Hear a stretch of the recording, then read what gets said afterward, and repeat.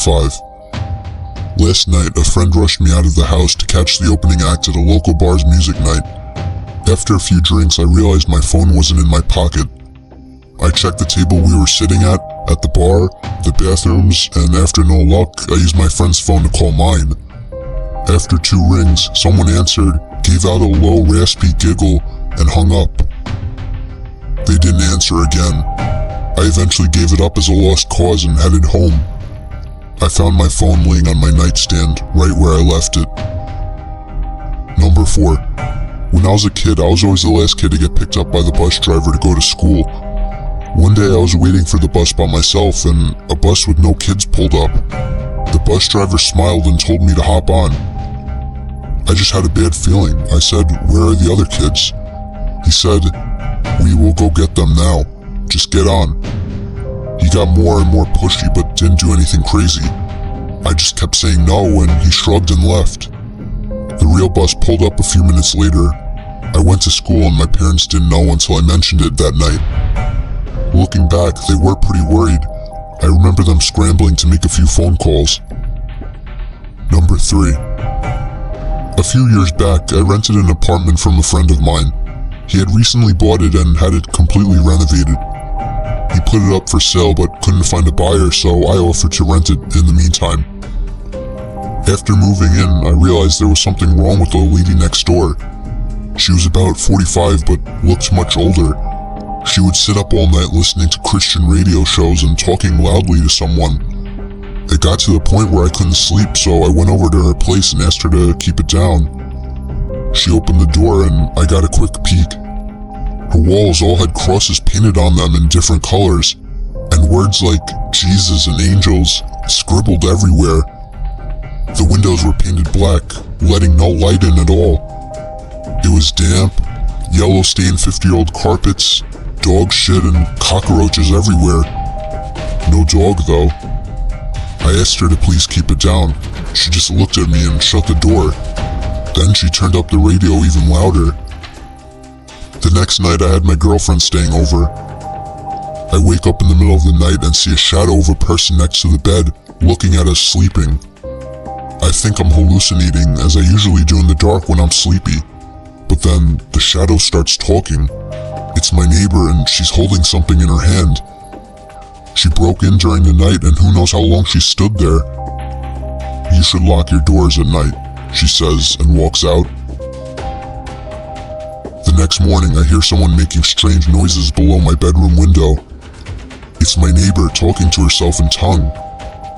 She has a plastic bag in her hand with her rotting dead dog inside. It's hot as hell outside and I can smell death from that bag. At this point I'm scared shitless. She's obviously very insane. I go upstairs and knock on another person's door and ask them what the hell's going on. The guy's as scared as me. Apparently she broke into his apartment one evening as well while he was watching TV with his kids. He got up from the couch to get a snack, only to find her behind the couch, staring at him holding a power drill. Come to think about it, now I know what was in her hand. At this stage, I'm basically shitting myself. I call the cops and they know all about her. Apparently she's a violent schizophrenic and she hasn't taken her meds, but they can't force her or enter her apartment without her permission because she owns it. The only thing they can do is get her when she goes outside. I sit up for the next 2 days waiting for her to run out of cigarettes. When I hear her leave at 2 a.m. to go across the road to the 7-Eleven, I call the cops. They have 3 cars and a special van over in less than 2 minutes. They restrain her and throw her in the van and drive off to some institution, and in less than a minute, it's like she was never there. I never see her again. Still have nightmares about her looking at me in my sleep. Number 2. I was about 15 minutes from finishing the night shift at work when there was a massive crash on one of the windows in the office, so I get up and go check it out.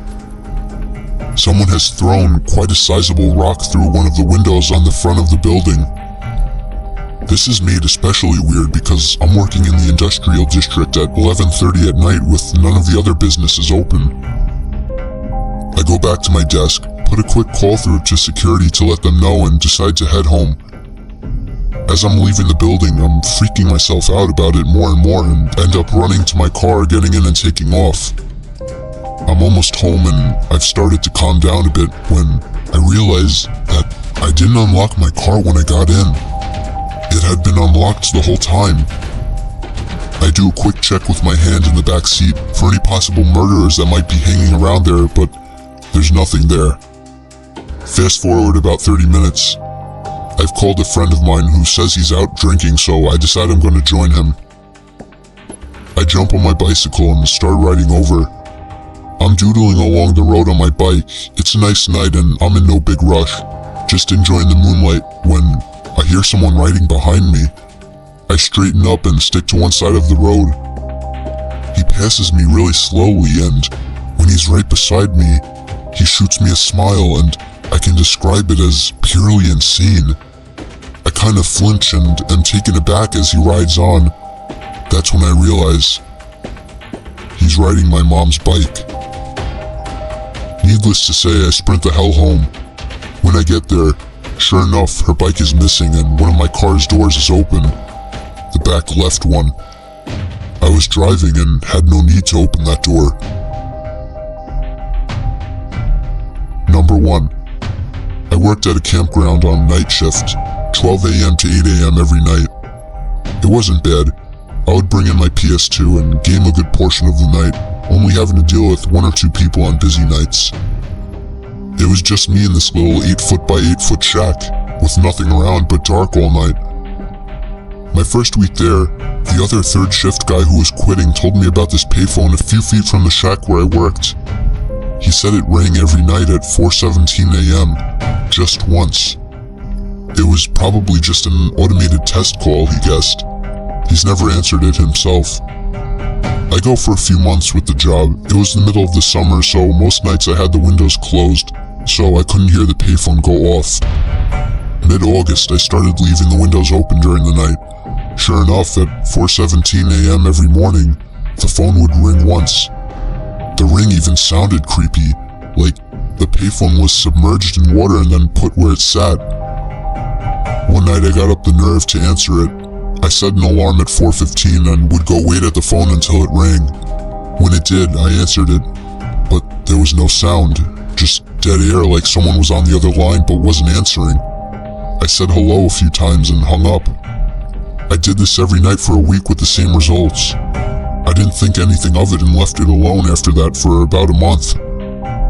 The first week of October, I decided to answer the phone once again. I set my alarm and when the time came, I answered the phone. I repeatedly said hello into the phone.